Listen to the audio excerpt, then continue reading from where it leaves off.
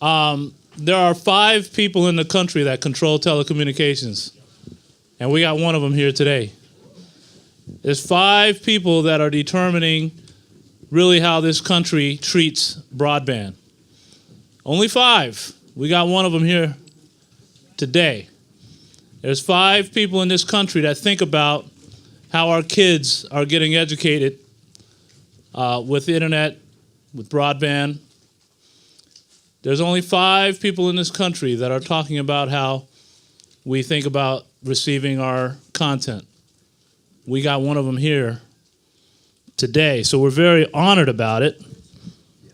And more importantly, I've met her a couple of times, and she's always consistent, meaning that she's a very positive force, super smart, and one of her latest platforms is dealing with what we call the homework gap.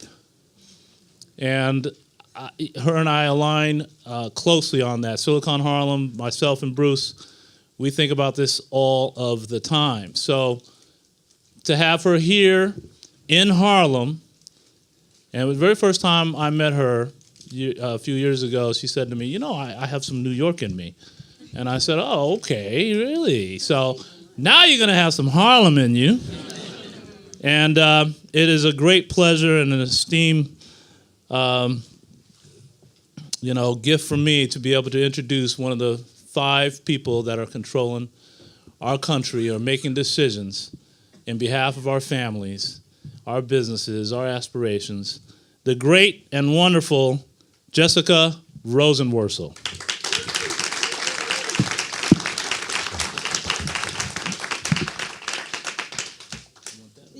No, this is good.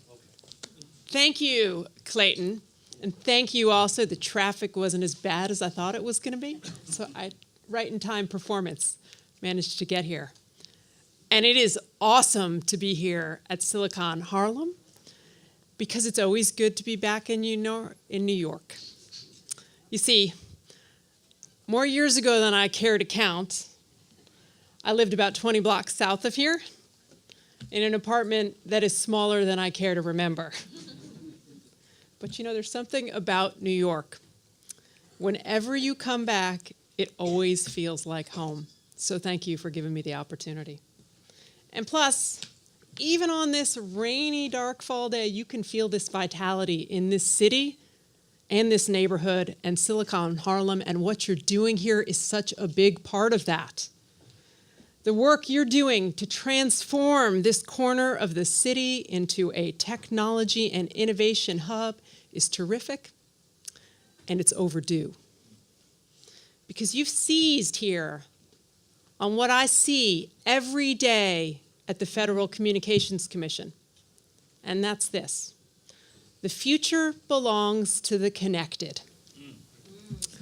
Because broadband is so much more than a technology. It is a platform for opportunity. And all of us need to find a way to make sure that opportunity reaches everywhere. So that's what I want to talk about today. I want to talk about digital age opportunity and how to extend it fully to the next generation. I want to talk about what Clayton mentioned. It's what I call the homework gap. And I think the best way to do it is to date myself a little bit and tell you that when I was growing up, all my homework required was a paper, a pencil, and my brother leaving me alone. And you know it was that last one that was the hardest part. But gone are the days. Today, as many as 7 in 10 teachers assign homework that requires internet access. But data from the Federal Communications Commission consistently demonstrate that 1 in 3 households does not subscribe to broadband in this country. Now, if you think about those numbers, where they overlap is what I'm calling the homework gap.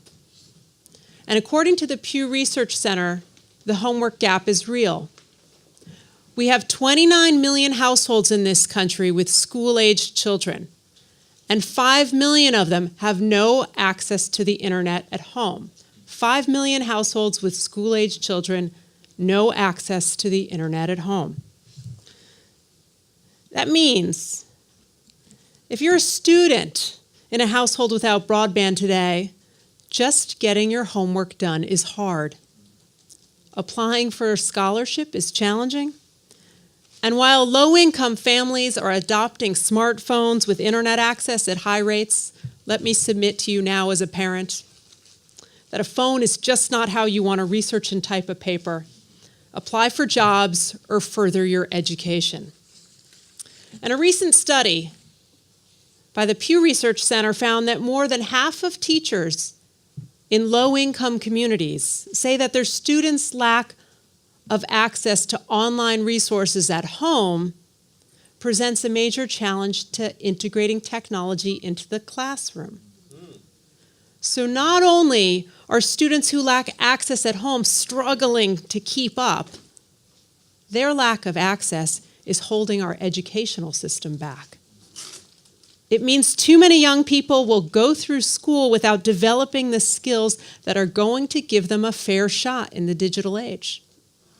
And that's a problem, because already today, half of the jobs that are out there require some level of digital skill or digital fluency. And by the end of the decade, that number is expected to be 77%. So school-aged kids without broadband access at home are not only unable to complete their homework, they enter the job market with a serious handicap. And I think all of you know that loss is so much more than individual. It's a loss to our collective human capital and shared economic future that we have got to address. And to give you a sense of how I've seen it across the country, we need to address it in places like Detroit, where 7 in 10 students have no way to get online at home. And teachers say their students regularly forego lunch at school to borrow devices and quickly rush through their nightly homework, because school's the only place they know where they can get internet access reliably and safely. We also need to address it in Charlotte, where 1 in 5 students has no access to broadband at home. And teachers have told me they are wrestling with the curriculum that they feel effectively punishes those students and makes it hard for them to be successful because they don't have access to online resources. And we need to address it in Hatch, New Mexico, where I was just a few months ago, where I learned that the high school athletes get back late from their football games, and they sit in the pitch black darkness of the school parking lot with devices in hand to do their homework, because that is the only place they know where they can reliably get a wireless signal. And of course, we need to address it right here in New York, where 1/4 of our households lack broadband at home. And you know that those households are disproportionately low income and students of color. And those are the students that queue up at the libraries before, during, and after hours just to pick up that Wi-Fi signal they need for their schoolwork. So all across the country, faces might look different, the math might be different, but it is clear that in both urban and rural America, we have a homework gap problem. There was a time when access to broadband was a luxury. No more. And nowhere, I think, is that clearer than in education. So this is a problem we're going to have to address. We need to address it because these are the skills that every student needs for the new economy and the job market of the future. We need to address it because with digitizing education comes a wave of new opportunities that every student should know, no matter who they are or where they live. All right, so what can we do? Like any challenging school problem, there's no one single solution or quick fix. It's going to take a lot of cooperative effort and a bunch of creative ideas, so here are mine. First, at the FCC, we have a program called Lifeline. It's a program that got its start 3 decades ago, back in 1985. Maybe you remember 1985? It was when President Reagan was in the White House, and most communications involved a phone with a really curly cord. I still have to explain that to the millennials in my office. Today, that Lifeline program supports voice telephony in about 13 million low-income households in every state all across the country. We decided as a matter of public policy in 1985 that it was important to get every household connected. But connected in 1985 meant a phone. That's not what connected means today. So I am very proud with my colleagues at the FCC that we updated the Lifeline program this year. We gave it a reboot. We changed it so that going forward, it will not only just support voice telephony, it will support broadband in low-income households.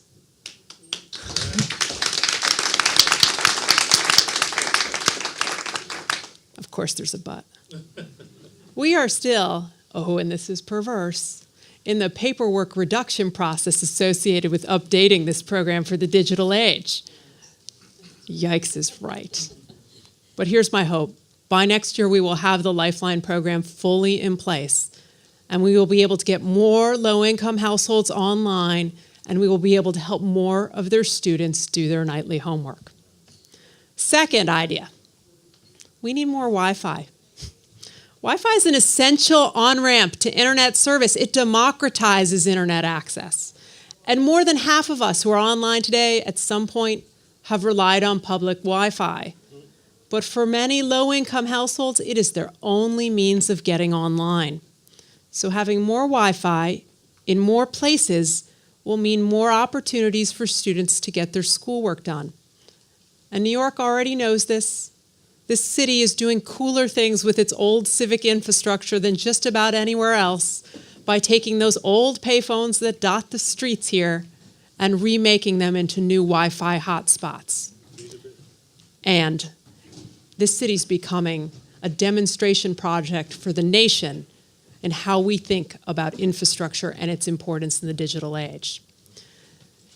Let me move on, though, with Wi-Fi and get a little bit wonkish on you, because it's not just about deployment today. It's about spectrum policy tomorrow. So as we develop our skies for the next generation of really fast broadband wireless service, we have to be on guard for opportunities to set aside more of those skies for unlicensed spectrum, which are the kind of wireless airwaves where Wi-Fi makes its home. Because as you might know, our Wi-Fi spaces are getting crowded. We need more of it. It needs to be a policy objective in spectrum policy going forward. It's what I like to call the Wi-Fi dividend, the public slice of the airwaves that we can all use. It needs to be a part of our wireless policy going forward. Third, we've got to keep tabs on the creative things that are happening all across the country. And no shame, though I'm talking about school, we can go ahead and copy them. And here's some of my favorites. And one of them is happening, of course, right here in New York, where the great, iconic New York Public Library system has taken note of all those students hanging around, queuing up to use computers, and sitting on the steps of the branches after hours just to get a wireless signal. Libraries are on the front lines of the homework gap, and they're doing something about it. In addition to books, forward-thinking libraries like those right here in New York City, but also in places like Kansas City and small towns like Cherryfield, Maine, are loaning out wireless hotspots. So students can take the internet access home with them to do their schoolwork. And that small hotspot can make a big difference. For those students, it can be the difference between keeping up in school and falling behind. Next, let me take you beyond the Big Apple to Las Vegas, Nevada, Topeka, Kansas, and Athens, Georgia. And you're thinking 3 communities that have nothing in common with one another. I mean, leaving aside the debate this week, one's the center of gambling.